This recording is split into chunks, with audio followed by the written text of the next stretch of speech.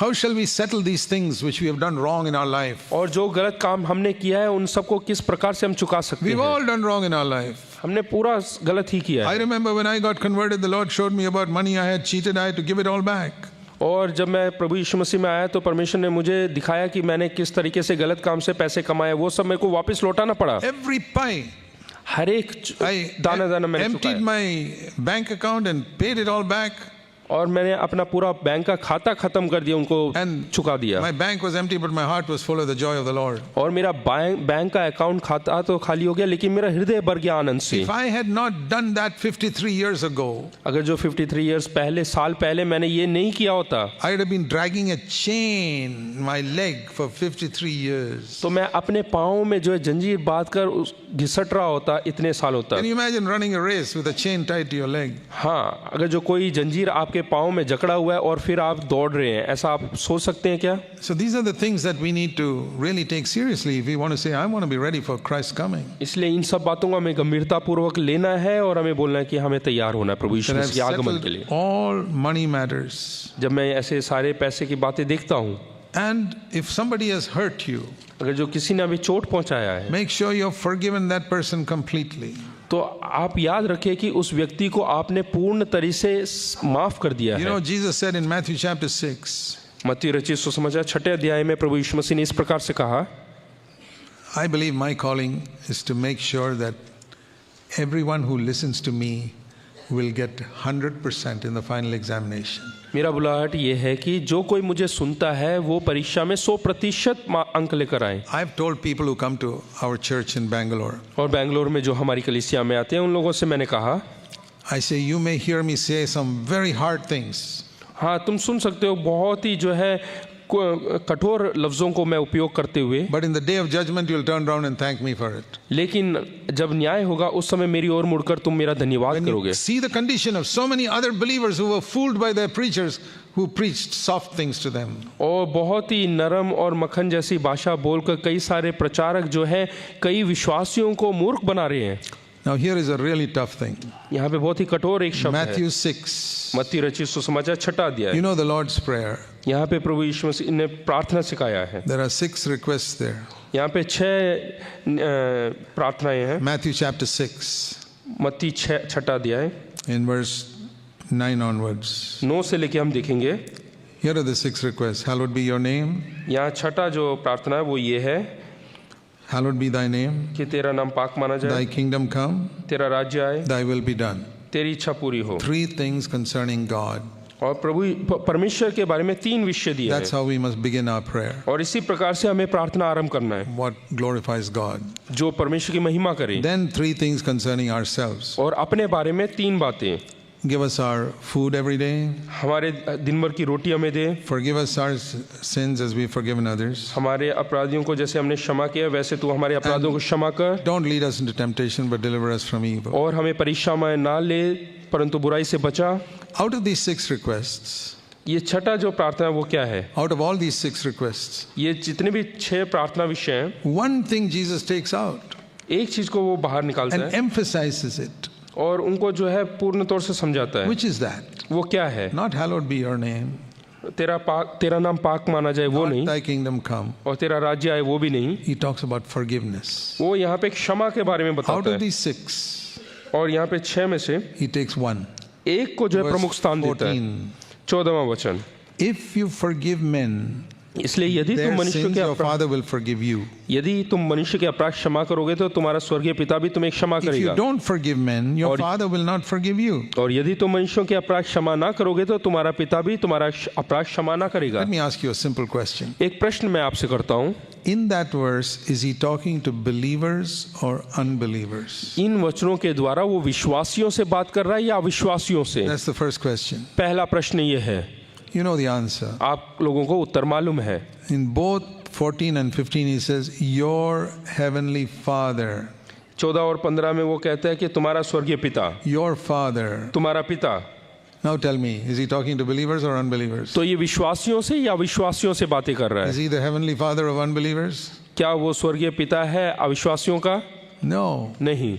your heavenly Father, तुम्हारा स्वर्गीय पिता, verse 15, 15वां वचन, will not forgive your sin तो तुम्हारा पिता तुम्हारे अपराध क्षमा ना करेगा if you don't forgive others. अगर जो आप दूसरों के अपराध क्षमा ना करोगे तो। Okay, next question. और दूसरा प्रश्न, If your sin is not forgiven अगर जो आपके पाप क्षमा नहीं हुए and you die, और आपकी मृत्यु हो जाए, will you go to heaven or hell? तो आप स्वर्ग में जाएंगे या नरक में? Let me ask again. एक और बार दोहराना चाहता हूं, If your sin is not forgiven, अगर आपके पाप क्षमा नहीं हुए when you die like that, आपकी मृत्यु के बाद, will you go to heaven or hell? आप स्वर्ग में जाएंगे या फिर नरक में? Can you get a second chance after death to confess your sin and escape? मृत्यु के बाद दोबारा एक और मौका मिलेगा पश्चाताप करने के लिए और उस मृत्यु से बचने के लिए? No, नहीं, there is no second chance. It's appointed unto men once to die. After that, the आपके judgment. मृत्यु के बाद दूसरा मौका नहीं मिलेगा। After death, the judgment, the Bible says. मृत्यु के बाद बाइबल कहता है कि न्याय होगा। So, supposing you lived a very good life as a believer for many years, मान लीजिएगा कि आप एक विश्वासी होने के नाते बहुत अच्छा जीवन जिया कई सालों तक, and towards the end of your life, somebody did some terrible thing against you, और आपके जीवन के आखिरी दिनों में आपके प्रति किसी ने बहुत बुरा बर्ताव किया, or did some terrible thing to your daughter. या आपके बेटी के साथ कोई बुरा बर्ताव किया, And you say, I'll never forgive that man. और आप कहते हैं कि मैं उस व्यक्ति को कभी ना भूलूंगा। Okay. What does the word say? तो वचन क्या कहता है? If you don't forgive men, your Father will not forgive you. अगर आप दूसरे मनुष्यों का अपराध क्षमा ना करोगे तो तुम्हारा स्वर्गीय पिता भी तुम्हें क्षमा ना करेगा। 25 years you lived as a good believer. 25 साल तक आपने एक अच्छा विश्वासी होने के तरह जीवन जिया, Only towards the end of your life you became so bitter that you wouldn't forgive somebody. और आप अपने जीवन के आखिरी क्षणों में इतने कड़वाहट से भर गए कि आप किसी को क्षमा करने के लिए तैयार नहीं हुए, And then you died और उसके बाद आप मर गए without forgiving that person. और बगैर उसको क्षमा किए। I want to ask you a question. तो मैं आपसे एक प्रश्न करना चाहता हूँ, Will your Father forgive your sin? क्या आपके पिता आपके पापों को क्षमा करेगा? Will you go to heaven or hell? क्या आप स्वर्ग में या फिर नरक में जाएंगे? You say, but he lived 25 years as such a good brother. लेकिन आप कहेंगे कि अरे ये 25 साल तक अच्छे भाई की तरह जीवन जिया। So you believe that God will hold a balance in the last day, put all your good deeds one side and bad deeds that side, and that is how he's going to decide whether you go to heaven or hell? तो क्या आपको ऐसा लगता है कि परमेश्वर एक तराजू लेगा और एक बाट में आपके जितने भी अच्छे काम है उसको रखेगा और दूसरे में सारे बुरे कामों को, और फिर आपका न्याय चुकाएगा? That is what every religion in the world believes. और हर एक धर्म के लोग यही मानते हैं। You also believe that? क्या आप लोग भी यही विश्वास करते हैं? It's not the gospel of Jesus Christ. तो ये प्रभु यीशु मसीह का सुसमाचार नहीं। You may say, Brother Zach preaches very hard. तो आप बोल सकते हैं कि ब्रदर जैक जो है बहुत ही कठोर प्रचार करते हैं। You will thank me in the day of judgment if you listen to me. अगर जो आप मेरा ध्यान से सुनेंगे तो न्याय के दिन आप मेरा धन्यवाद करेंगे। If you don't listen to me, you will discover in the day of judgment that what I said was true. अगर जो इसको नहीं लेते अपने जीवन में, अनुसरण नहीं करते हैं, तो न्याय के दिन आप बोलेंगे कि ब्रदर जैक सच कहते थे। I hope you will listen to me. मैं विश्वास करता हूँ कि आप मेरे को Because these are the सुनेंगे, words of Jesus. These are the words of Jesus. क्योंकि ये प्रभु यीशु मसीह के वचन हैं। Being ready for the Lord's coming. और प्रभु यीशु मसीह के आगमन के लिए तैयार हो जाएं, Oh, before you die, the Lord comes. और आपके मृत्यु के पहले प्रभु यीशु मसीह आ जाए। Are you ready? क्या आप तैयार हैं? You have not forgiven somebody. और आपने किसी को क्षमा नहीं किया, How can you go if your sins are not forgiven? तो आप किस प्रकार से स्वर्ग में जा सकते हैं जब आपके पाप ही क्षमा If नहीं you do हुए? not forgive men, your Father will not forgive you. अगर जो आपने किसी के पाप, किसी मनुष्य के पाप क्षमा नहीं किए, तो आपके किस प्रकार से क्षमा होंगे? Heaven and earth will pass away, those words will not pass away. स्वर्ग और पृथ्वी टल जाएगी, लेकिन परमेश्वर का वचन कभी ना टलेगा। Many years ago, the Lord said to me, कई साल पहले परमेश्वर ने मुझसे बात किया, I never want you ever to preach to please men. कि मैं नहीं चाहता कि तुम कभी भी ऐसा प्रचार करो कि इंसानों को खुश करने के लिए। I will help you to earn your own living. मैं तुम्हारी मदद करूंगा कि तुम अपना खुद जो है खर्चे के लिए so निकाल that सके, you will not be dependent on anybody to support your family. ताकि तुम्हें किसी और के ऊपर निर्भर ना रहना पड़े कि वो आपके परिवार का देखभाल कर So सके। you will not need any rich man's offering. और आपको किसी धनाढ्य या अमीर व्यक्ति का ऑफरिंग की भेंट की जरूरत You will नहीं never पड़ेगा। have to please anybody in any church. और आपको किसी कलीसिया में भी जाके किसी को खुश करने की जरूरत नहीं। You will not need an offering from a church, and you will not need to be invited back again also. और आपको ना तो किसी कलीसिया की भेंट की जरूरत पड़ेगी और ना किसी कलीसिया में दोबारा बुलाने की जो है जरूरत पड़ेगी। But preach my truth. लेकिन सच्चाई को प्रचार करें। I said, yes, Lord, I'll do that till the end of my life. मैंने कहा हाँ प्रभु, मैं अपने जीवन के आखिरी दम तक वही By करूंगा the grace of God. और परमेश्वर के अनुग्रह से। And that is why I say things to you which probably you don't hear from others. इसीलिए मैं कहता हूँ, वो बातें सुनाता हूँ, हो सकता है कि आपने किसी और से ना सुना हो। I'm not interested in your money. I'm not interested in your money. और मैं आपके पैसे से कुछ मेरे को लाभ नहीं है, ना तो उसमें मुझे लगाव है। That's why in all the meetings that I arranged for 40 years, we never take an offering. इसीलिए 40 साल से जो भी मीटिंग हुए हैं, कभी हमने भेंट नहीं लिया। Wherever I have responsibility, I always say no offerings. जहाँ कहीं पे मेरी जिम्मेदारी है, मैं कहता हूँ कि वहाँ पे कोई भी भेंट नहीं लेगा। Because we don't want anybody to think we are interested in their money. ताकि ऐसा ना लगे लोगों को कि हम जो है पैसे में ज़्यादा लगाव दिखाते हैं। We are interested in their souls, और हमें उनकी आत्माओं की चिंता in है, their eternal salvation. उनके अनंत काल का जीवन का बोझ है। And we want to speak the truth so that और- they're ready for the Lord's coming. और हम सच्चाई को बताना चाहते हैं ताकि वो प्रभु यीशु मसीह के आगमन के लिए तैयार हो जाएं। So this little thing that Jesus said here, जो छोटी छोटी बातें प्रभु यीशु मसीह ने यहाँ if पे you कहा, don't forgive men, your Father will not forgive you. हाँ, यदि तुम मनुष्य के अपराध क्षमा ना करोगे तो तुम्हारा पिता भी तुम्हारे अपराध क्षमा ना करेगा। Let me give you an example from the Old Testament. पुराने नियम से एक उदाहरण देना चाहता हूँ। There was a man in the Old Testament called a man after God's own heart. एक व्यक्ति था पुराने नियम में, वो उसे कहा जाता था कि परमेश्वर के हृदय के इच्छा के अनुसार जीने वाला एक व्यक्ति। You know what his name was? क्या आप लोगों को उनका नाम पता है? David. उसका नाम था Dawood. But he did not end his life as a man after God's own heart. लेकिन जो उसके आखिरी दिन थे उसमें उसने उस प्रकार से प्रभु यीशु के हृदय के अनुसार नहीं जीवन जिया। When you get time, read 2 Samuel chapter 15 and chapter 16. जब आपको समय मिले तो दूसरा शमूएल 16 और 17 अध्याय पढ़े। 15 or 15 और 16। There you will read how Absalom, his son, chased David out of the throne. वहाँ पे हम देखते हैं कि अब्सलोम जो कि दाऊद राजा का खुद का संतान था, पुत्र था, उसने उसे देश से बाहर कर And दिया। while David was running away, जब दाऊद जो है वहाँ से भाग रहा था, there was a relative of the old king Saul और शाऊल का जो है एक पुराना रिश्तेदार था, who hated David for overthrowing Saul. जो कि दाऊद से जो है बहुत नफरत करता था क्योंकि उसने शाऊल को उसकी गद्दी से हटा He दिया था। couldn't do anything because David was the king. लेकिन दाऊद राजा का वो कुछ भी नहीं बिगाड़ पाया क्योंकि दाऊद राजा था। When he saw David being thrown out, जब उसने देखा कि दाऊद को भगा he दिया गया was so happy. तो वो बहुत खुश हुआ His name was Shimei. और उसका नाम शिमयन था He came to meet David. और वो दाऊद से मिलने आया। He says, God has now rewarded you with punishment from your own son. और उसने कहा कि परमेश्वर ने जो है तेरा बदला लिया है And he करके, threw stones at him and cursed और him. उसके ऊपर पथरवाह करने लगा और श्राप देने लगा। And one of David's soldiers said, let me cut off his head.